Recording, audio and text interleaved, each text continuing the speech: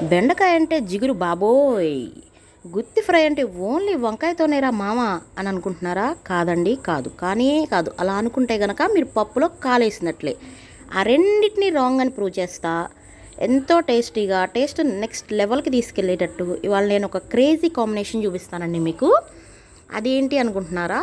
గుత్తి బెండకాయ వేపుడు, అది కూడా జిగురు అనేది కొంచెం కూడా లేకుండా చూపిస్తాను. ఎలా ఏంటి అనేది ఫుల్ వీడియో ఎక్కడ స్కిప్ చేయకుండా ఫాలో అయిపోండి, మీకే అర్థమైపోయిద్ది.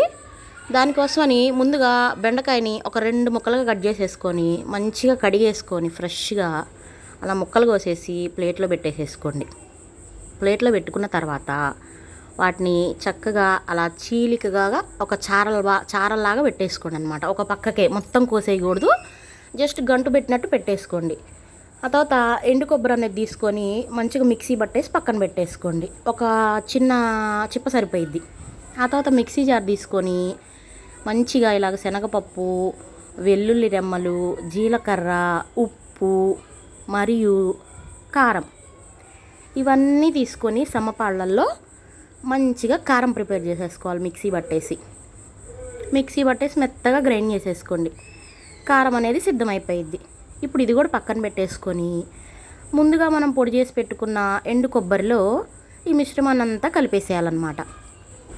మిశ్రమాన్ని అంతా కలిపేసిన తర్వాత ఇప్పుడు ఈ పొడినంతటిని మనం ముందుగా ముక్కలు చేసి పెట్టుకున్న బెండకాయ ఉంది కదా, చారాలుగా కోసి గంటు పెట్టుకున్నట్లు ఆ బెండకాయల్లో కూర్చుకోవాలన్నమాట. ఎందుకు అంటే గనక ఇది గుత్తి బెండకాయ అని చెప్పాను కదా నేను, అందుకోసం చాలా టేస్టీగా ఉండిద్దండి. బెండకాయకి జిగురు అనేది కూడా అస్సలు ఉండదు. ఈ పొడి వల్ల చక్కగా ఇంకా పొడిలాడుతూ వచ్చేసింది అనమాట బెండకాయ అనేది. దానికోసం మంచిగా మనం ఇలాగా మొత్తం మిశ్రమాన్నంతా మంచిగా కలిపేసుకొని స్టఫింగ్ చేసుకుందాం బెండకాయల్లోకి ముందు. ఆ తర్వాత ఏంటి ఎలా అనేది కూడా నేను చూపిస్తాను.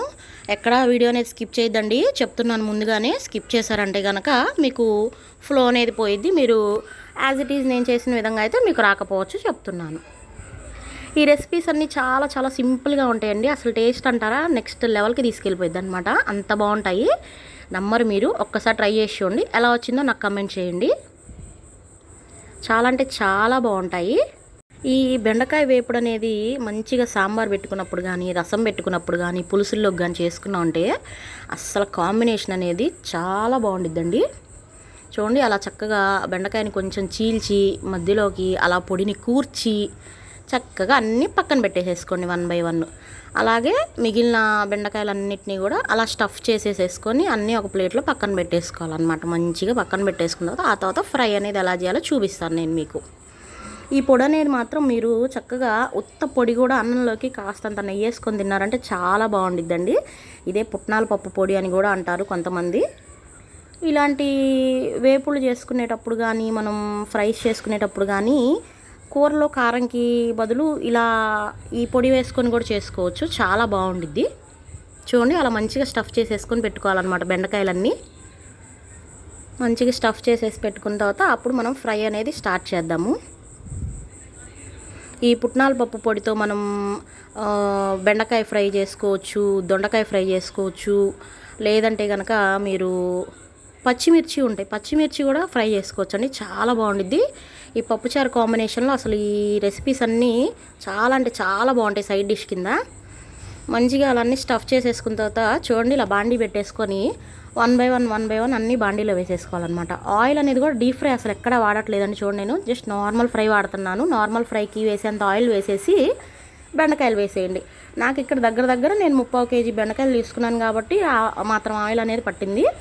మీరు బెండకాయలు అనేవి క్వాంటిటీ తగ్గే కొద్దీ కొంచెం ఆయిల్ వేసుకొని సరిపోతుంది, మీకు చక్కగా వేగుతాయి అన్నమాట. ఎక్కడ అసలుకి డీప్ ఫ్రై చేసి తర్వాత స్టఫింగ్ అది ఇది అసలు ఆ ప్రాసెస్సే లేదు. చాలా సింపుల్ ప్రాసెస్. చూడండి, మంచిగా బెండకాయలు అన్నీ ముక్కలు కోసేసుకొని చారబెట్టేసుకొని పొడేసేసుకొని దాన్ని స్టఫింగ్ చేసేసేసి వేయించుకోవడం అనమాట. ఒక పక్కన పప్పుచారు కూడా సిద్ధం అయిపోతున్నాయి అనమాట.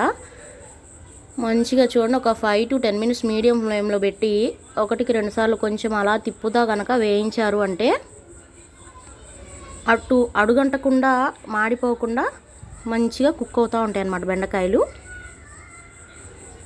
చూడండి, ఒకసారి మధ్యలో అలా చెక్ చేసుకోండి. అదిగో చూడండి, బెండకాయ అనేది ఆల్మోస్ట్ కాలింది కదా, అలా కాలాలన్నమాట. అంతవరకు కాలితే అప్పుడు చక్కగా పర్ఫెక్ట్గా గుత్తి బెండకాయ వేపుడు అనేది రెడీ అయిపోయింది అనమాట. సో అలా మీడియం ఫ్లేమ్లో పెట్టి ఒక 15 to 20 మినిట్స్ మీరు మంచిగా దగ్గరే ఉండి చక్కగా అలా వేయించారు అంటే కనుక మన క్రేజీ కాంబినేషన్ అయిన గుత్తి బెండకాయ వేపుడు ప్లస్ సాంబార్ అనేవి రెడీ అయిపోతాయి అనమాట. చాలా బాగుండిద్దండి కాంబినేషన్. నేను చెప్తున్నానని కాదు, మీరు ఒకసారి ట్రై చేసి చూడండి. బెండకాయ అసలు తినం అనేవాళ్ళు కూడా చాలా ఇష్టంగా తింటారు ఇలా చేస్తే కనుక మీరు. ఆ తర్వాత మనం స్టఫింగ్ చేసేసుకున్న తర్వాత మిగిలిన పొడి ఉండిద్ది కదా, ఆ పొడిని కూడా ఇలా పైన జల్లేసేసుకోండి. జల్లేసుకొని మళ్ళీ మంచిగా ఒకసారి తిప్పేసేసుకున్నారంటే మీకు గ్రేవీకి లాగా పక్కన గుజ్జుగా వస్తుంది, ప్లస్ బెండకాయలు కూడా ఉంటుంది. ఓన్లీ రైస్లోకి అసలు ఇంకేం లేకుండా కొంచెం అంటే కొంచెం నెయ్యి వేసుకొని వేడి వేడి అన్నంలోకి కూర వేసుకొని తిన్నా కూడా చాలా బాగుండిద్దండి, అంత రుచిగా ఉండిద్ది. అలాగే సాంబార్లో కంటారా ఇక నెంబర్ 1 సైడ్ డిష్గా చెప్పుకోవచ్చు. ఇంకా కారం కానీ ఉప్పు కానీ వేరే ఏమి వేయవసరం లేదండి మనం, ఎందుకంటే ఆల్రెడీ స్టఫింగ్లోనే అన్నీ పెట్టేసుకున్నాం కాబట్టి మంచిగా రెడీ అయిపోయిందనమాట మన గుత్తి బెండ వేపుడు అనేది. ఆ తర్వాత మంచిగా సాంబార్ కూడా పెట్టేసుకొని ఇలా తాలింపు పెట్టేసామంటే ఆహా ఇంకేముందండి, రెడీ అయిపోయింది మన క్రేజియస్ట్ కాంబినేషన్ ఆఫ్ గుత్తి బెండకాయ వేపుడు ప్లస్ సాంబార్. ఇంకా ఆలస్యం ఎందుకు, మంచిగా ప్లేట్లోకి ఇలా సర్వ్ చేసేసుకొని చక్కగా వడ్డిచ్చేసారంటే ఇక మీ వాళ్ళు అంటారు ఆహా వారే వా ఏమైనా వంట అని అంటారు. అనకపోతే కనుక నాకు కమెంట్ చేయండి అనలేదు అని.